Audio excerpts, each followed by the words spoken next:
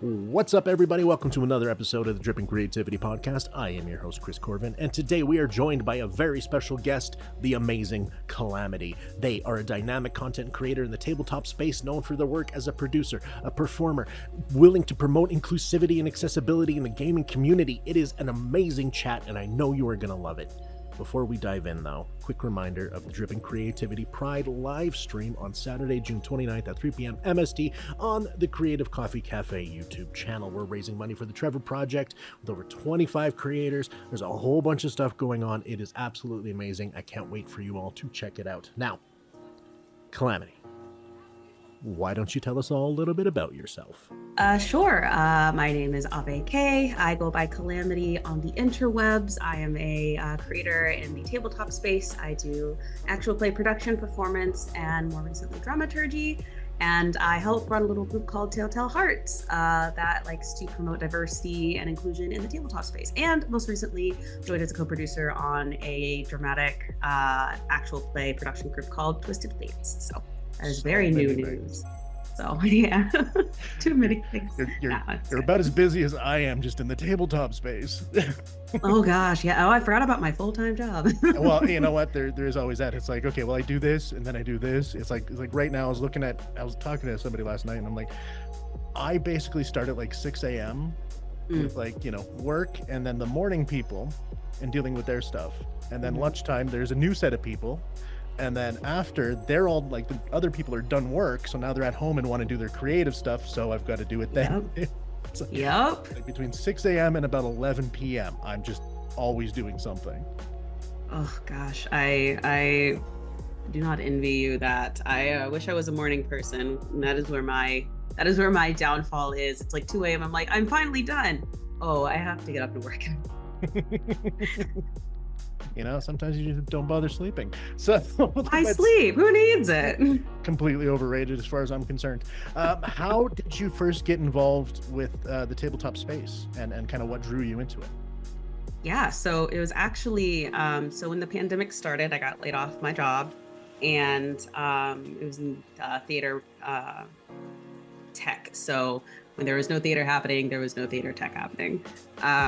And I started doing content creation. I started streaming on Twitch to kind of like fill up my time between part-times and trying to find a new job and all that stuff. And somebody approached me and said, hey, we're trying to find streamers who have never played tabletop games before. Have you played a tabletop game? I was like, no, that's like D&D, right? They're like, yeah, this isn't gonna be D&D though. I was like, oh. They're like, yeah, it's gonna be a magical girl tabletop game. I was like, oh. So that was my first ever game. I forget the name of the system, but it was a very, very cool little group of creators who had never played tabletop games, and it hooked me immediately. As a former theater kid, I was taken. It was over. RIP, any more free time I had, it was gone. That makes complete sense. I mean, again, as a theater kid, it's the allure of it and the excitement. I was talking to an actress this morning, and I was like, there's something amazing about improv role play, because the ability to start just as yourself, drop into your character, forgetting everything else, and then just going in and out just so quick is just, it's exciting. It really is. It's thrilling. It's like best parts of improv right there. So then what really inspired I actually want to make this kind of my full-time thing with the producers and performing and all of that? Yeah, as soon as I did one, I went on Twitter and I was like, I love this. Anyone else do this? This is great. And everyone's like, yeah, everyone else does this. Where have you been? So I started participating in live stream shows, first with friends, and then I got invited by a couple of people to do shows. And as I kept doing more and more, I was like, wow, I really, really like performing. But as somebody who back in the day worked backstage and then also did film direction and production for a little bit in school, I was like, I wonder what, behind the scenes looks like. I wonder what it looks like to set things up. And I was already a producer in game development. So I took those skills and kind of transferred it over to actual play production. And yeah, that just kind of launched a whole new passion for helping to make the stories happen. Performance is fun and great and lovely, but there is another kind of very happy, like a very separate, but like just as wonderful joy that comes from watching a production unfold in front of you. Um, Back in the theater days, it was, sitting backstage and watching all the kids that I've been helping prep for their winter show, go on and just own it. And I'm backstage like, yeah, same thing. Just that feeling of watching everything come together that you work so hard on. That just pulled me in even more. So now I'm stuck. I love it. Well, it's a specific type of high. Like even going back to theater and all of that, it's like there's something about finishing a show and nailing it, and just that like hour afterwards, and your body's just living that high. And with producing a show too, there's nothing, no drug can actually compete with that. It's another universe. It really is. It really is. So not as many cast parties though. That needs to change. We need cast parties back. I completely agree with that one. Let's dive into Telltale Hearts here. So what's kind of the story behind the creation of it, and what's its mission, and how does that resonate with you so much? Yeah, so as it's not hard to see in the tabletop space, there's a big issue with a lot of what comes to the forefront and what is popularized and diversity. These people, it's not like they don't exist, they're just not looked at as much. And I was kind of using my platform to start, because every time I saw something, I was like, retweet, they're here, like, this is happening, like, look, clearly you're not looking hard enough because I'm sharing all this stuff. And I was like, well, wait a second, why don't I create somewhere where people can go so they know they can find this stuff and they no longer have an excuse? So that's actually how it started. It started as a place for me to promote other groups. But then as I got other people involved who had, varied interests and creative abilities like art and GMing and just design, like the mind for like tabletop design, I was like, why don't we expand this to be a place that also like invites people to try it out, like try out the more actual play like version. Like there's nothing wrong at all. I love it actually with just sitting around a table and playing with your friends. But as someone who is a little more into the dramatic and storytelling, I did want to create a space where people could feel comfortable to come on and tell stories and like provide something like that, because so many people have these ideas, but they don't really know where to start. And I was like, you need spreadsheets, you need Google Docs, what you need, I got you. So that's kind of how it evolved into what it is today, which is group that produces and celebrates diverse content in the tabletop space. And we do that through actual plays, zines, we have a newsletter that we release every month, and other stuff that we're kind of like keeping on the horizon. We just finished a charity event last month for Star Wars weekend, where we raised over $1,500 for Black Girls Code. And it was an entire, like every single person that was on that screen was BIPOC. And it ran for 3 whole days. Like, what was it? 50 creators. Oh, I'm trying to remember how many games, but it was, it was a bunch of games. They ran all day long. So I'm like, and every story was gorgeous. So I'm like, you have no excuse. It's right here. Definitely. And I mean, as I've said repeatedly on the show, as a native man, I appreciate that.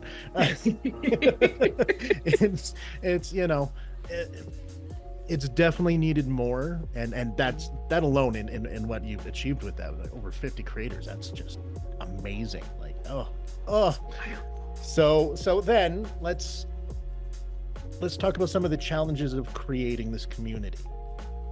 What have been some of the things that have kind of went, oh god, this really sucks and I don't want to do this anymore, and you push through anyways?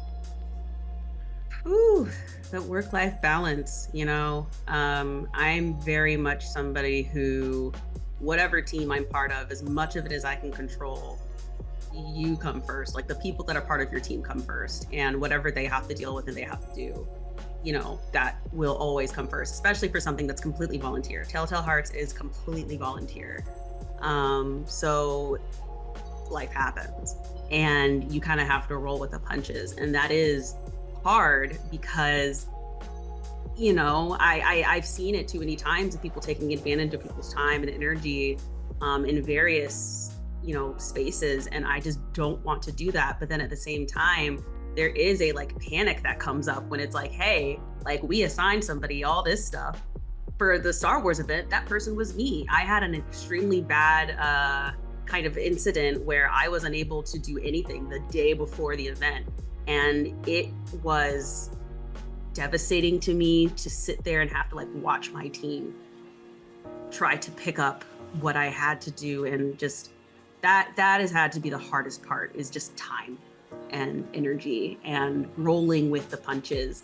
And it's, you know, as somebody who did theater, that adjustment wasn't hard, but definitely dealing with it, especially when it's you, and dealing with that guilt and learning to take care of yourself. That is probably my biggest issue in this entire thing, is learning to take that time for myself. I'm and then pretty getting sure mad when my body punishes me. Yeah. I'm pretty sure I'm talking to a mirror right now.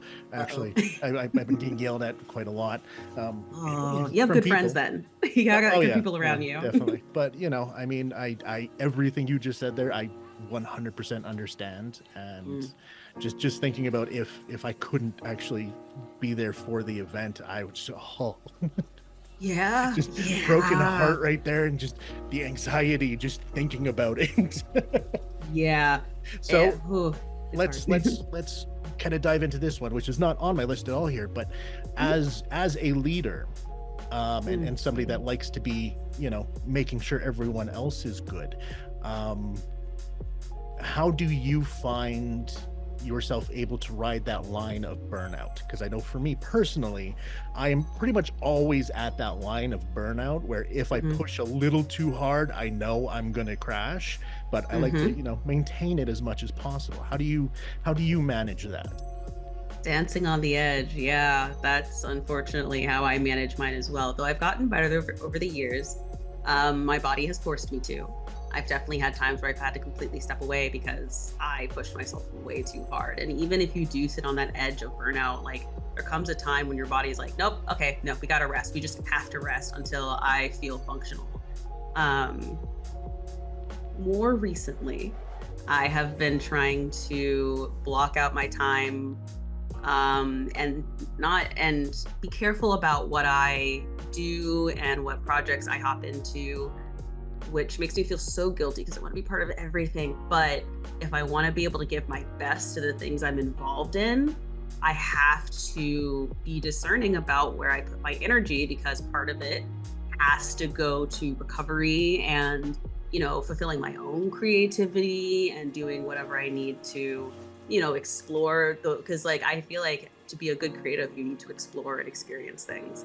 And I have not given myself that a lot, especially recently. So I try to really, like, literally on my calendar is blocks, like they call them wellness blocks. And it's an entire calendar where I will put a block somewhere. It's like, you are busy. I know it would look blank and you're like, oh, I can put something there. No, you cannot. This is rest time.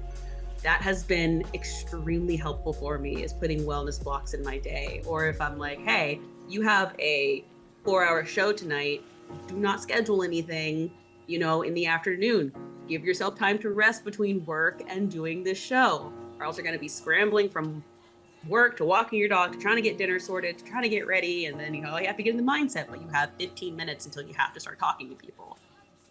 Like, that's barely enough time, especially after you scramble. So those wellness blocks have been kind of a life changer when it comes to that balance. I love that so much. I'm probably going to steal it. Go for it. Because that's amazing, I think.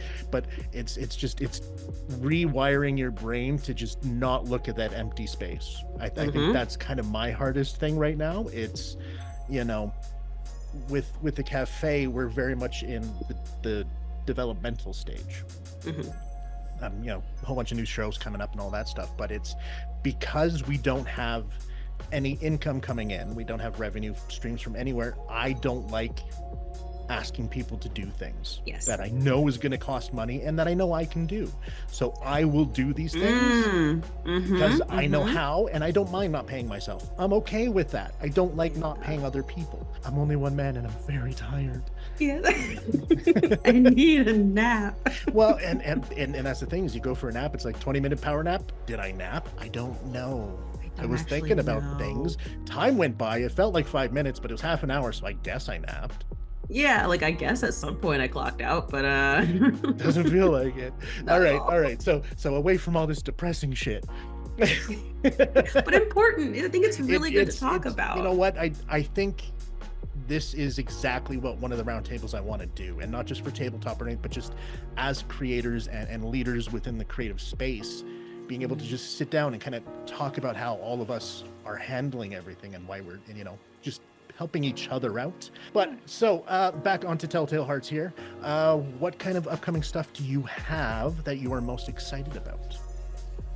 Ooh, so the one thing that we have that's coming up soon, we have not announced yet, but I can say that we are planning another charity event. We were actually planning this before the Star Wars event. And it will be in the fall. And we have a bunch of creators who are interested in being part of it. It will be a charity for some sort of Palestinian relief fund. We haven't decided exactly which one and exactly how we're going to handle it, but it will be for that. But if you're into things that are from Scooby-Doo to, oh no, I can't sleep with a nightlight, anywhere on that spectrum of genre of horror, I think you're gonna want to stay tuned because it's gonna be a lot of fun and a lot of incredible storytellers involved. So that's coming up next. As a horror dude, I'm very excited about this. I'm so excited. So before we move out of Telltale Hearts here onto other things, support and promotion for diversity is a massively important thing. What sort of success stories have you actually had come out of these types of things? If talk to me about the happiness and success that comes with it. Gosh, just getting to, and then they may be like small things. Like, granted, what I talked about is we raised $1,500 for a charity that helps young Black women learn programming. So that in itself was incredible. And we had 50 creators involved who made art and did shows and production and helped moderate and all this stuff. But my favorite part of all that was being backstage and hopping into the different chats and hearing each other, like hearing them hype each other up. And, after their games, like these were people that we put together. These were not people, like there was one group that already knew each other. Everybody else, we combined these people based on like interests and put them in games together. And to watch these people who started this entire thing off as strangers go to, hey, let's exchange information. I would totally love to play another game with you. Like that's how, like I'm just thinking like how many other tables and how many other stories are going to come from this? That is the most exciting part, especially knowing that all of these creators are creators of color. Like that is 50 different people who can go on to make however many different really cool stories. And that was a true joy. As well as there was a miniseries I did right before that where it was an all Black cast that did a Western mini series. Just being able to like say something like that was so cool, and they were all just getting to watch, like again, just watch everything unfold in front of you.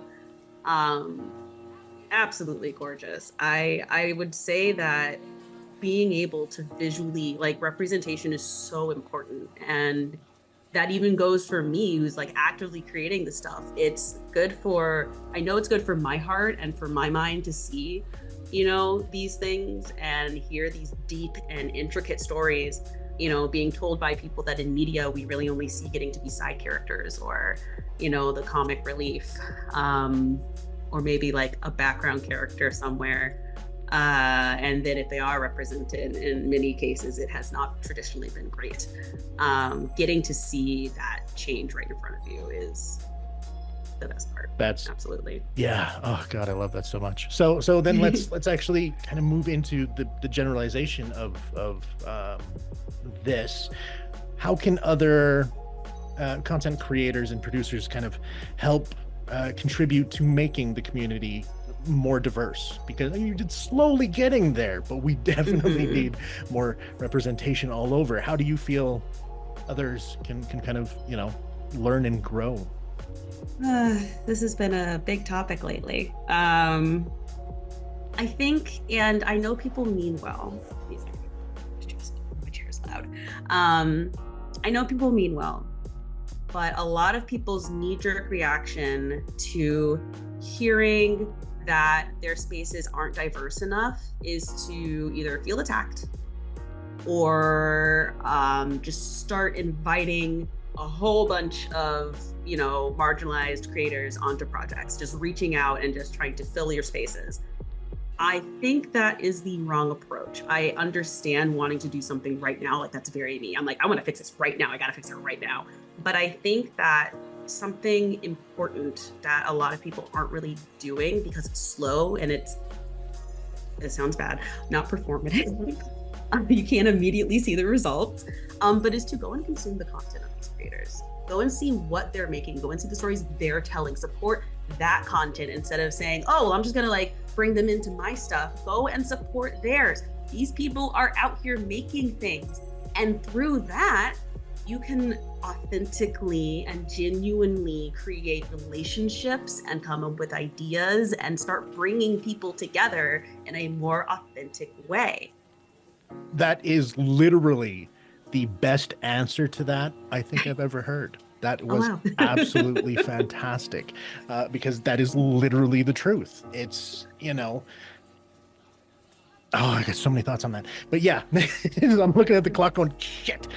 Oh no, I'm sorry. It's Zoom's fault. No, but it's how it is. And a lot of times, especially as producers and creators ourselves, we don't take that time to go and consume what others are doing. We look to see kind of, what names are out there. Give that cursory glance of, oh, this person looks cool, this person looks cool, and then just go from there instead of taking the time to actually go and watch this amazing shit that's out there. And there's some amazing shit. I know I'm horribly bad for not going back and watching other series that I've seen, one episode for. Just, I'm busy. I got lots of shit going on, but same. Yeah. It's we do as everybody, regardless of anything, we need to be able to stop and take that time to appreciate what's already out there before making our own. So yeah, no, that was an absolutely beautiful answer. I loved that. So what we're gonna do now, I got one final major question, and then we're gonna kind of do some fun little quick. I completely forgot the word. Like rapid fire. That one right there. Thank you. See that right there. I got you. So yeah, one final main question, and then I got some rapid fires, and then we'll wrap it up. All right. What are your long-term goals for Telltale Hearts and all your other things like that, kind of as you go forth in the industry? With Telltale specifically, that has actually been a big conversation lately because even this past event was so much bigger than we thought it was going to be. Like, we put out a little interest form and then we had 50 people sign up to help, and we're like, oh, this is much bigger than we thought it was going to be. So just as it evolved from me wanting somewhere to share other people's stories to making our own stuff, I'm looking forward to see how it continues to evolve and continue to look into what the space needs when it comes to sharing other people's stories.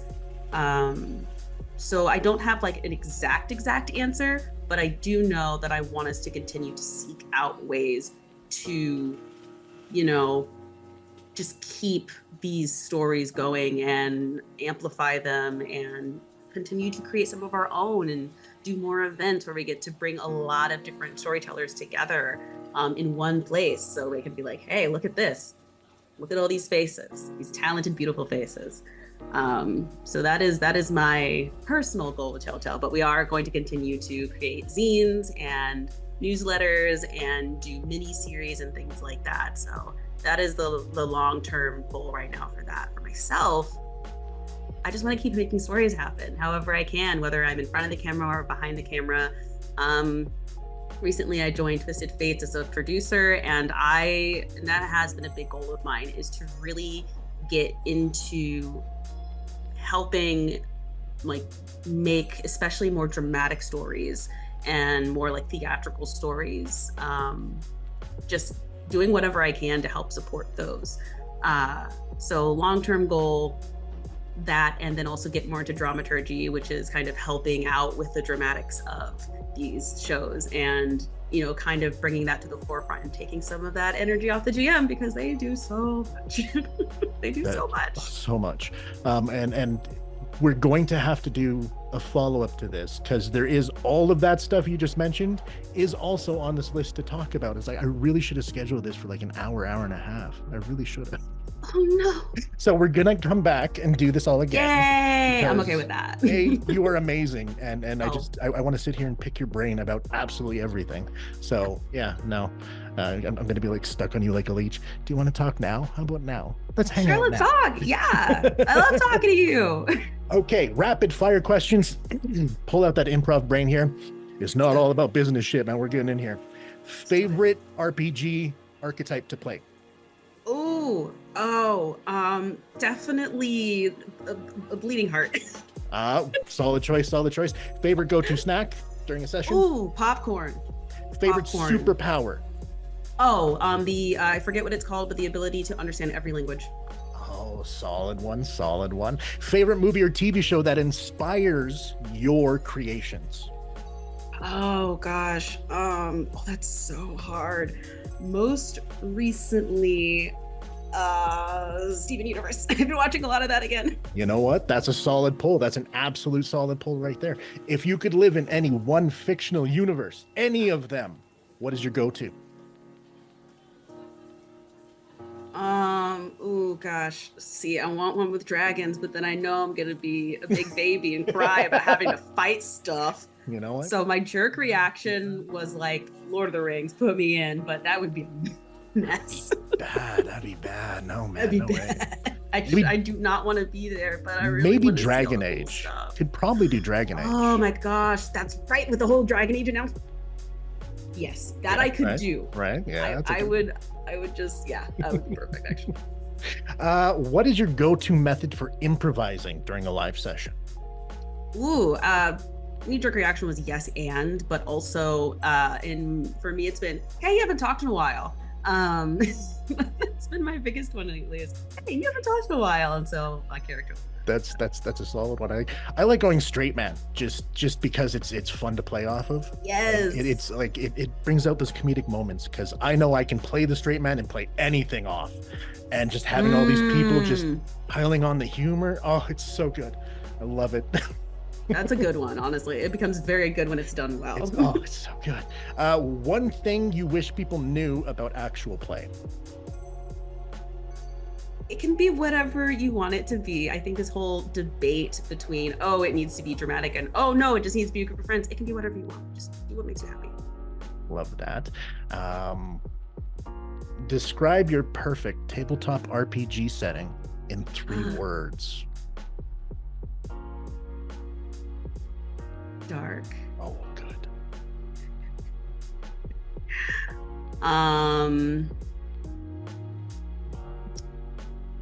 Relationships. Ooh. Oh, all kinds. Yeah. All Feeling kinds. that. And happy ending. Oh, going with the happily ever after. Nice. It doesn't have to be that's a good arc. And, that's a beautiful arc. Like, any way you look at it, that was 3 acts right there. I love it. Oh yeah. Out of everyone in the actual play scene, everyone. Gosh, that's so many people. Okay. What 4 are you DMing for? Oh gosh. Okay, so I'm a baby DM. I am Even new better. baby Even DM. just right into the But deep end. Who's that? people I would love, Connie Chang. Oh, nice. Connie, 1000%. I would love to share a table with Connie. Was a mentor for me at one point. They're phenomenal human. I gotta say, Bria Iyengar, incredible mind. I just want to sit and watch their mind work. I would love to just sit there for like just an hour and just say a word and just let them go. Just go, have fun. I'm just gonna be back here. You do you. I'm fine. I'll come in later. I have nothing to say. I am so fanboying out right now. I got nothing. It's like, Ashley, do you want to trade places? I'll just sit back here. Every thought in my head is gone. I don't think I've ever had a thought. Don't know what thinking is. All right, two more. Oh gosh, that's so hard. There's so many people I want to play games with.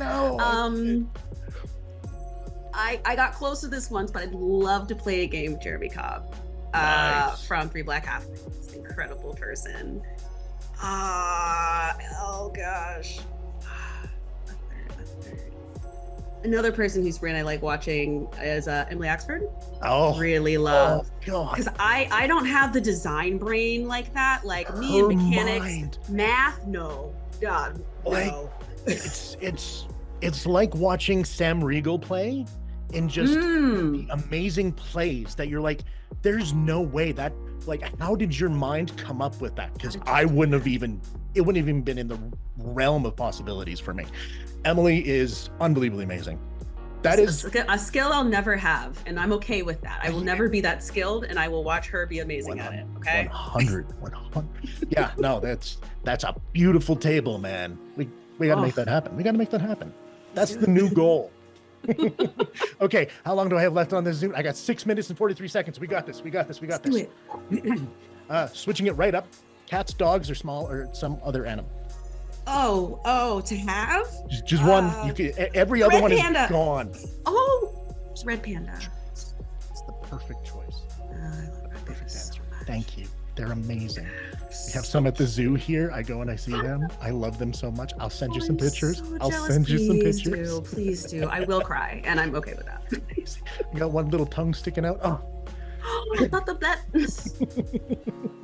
Anyways, okay. Favorite NPC you've ever created or encountered?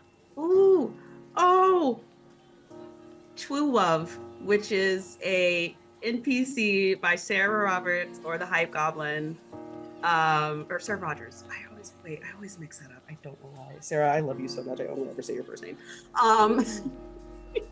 But the Hype Goblin has this pink kobold with like a giant weapon called Twilwub, and that is how they talk. And they are very cute, and they are my absolute favorite. I want a TV show about that.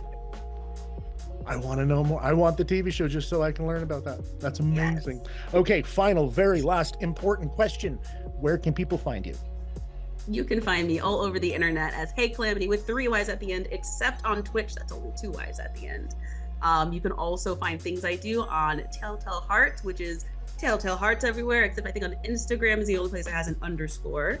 And you can also see things I help produce on Twisted Fate, which is typically Twisted_Fate, some combination of that, depending on the platform. Or Northwolf 911 who is the lead of that group. So that is where you can find me. And we're going to wrap it up there. All I need you to finally do is just say goodbye to everyone.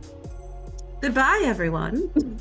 Thank you so much, Calamity, for that amazing conversation. It is by far one of the ones I'm looking forward to having a sequel to most.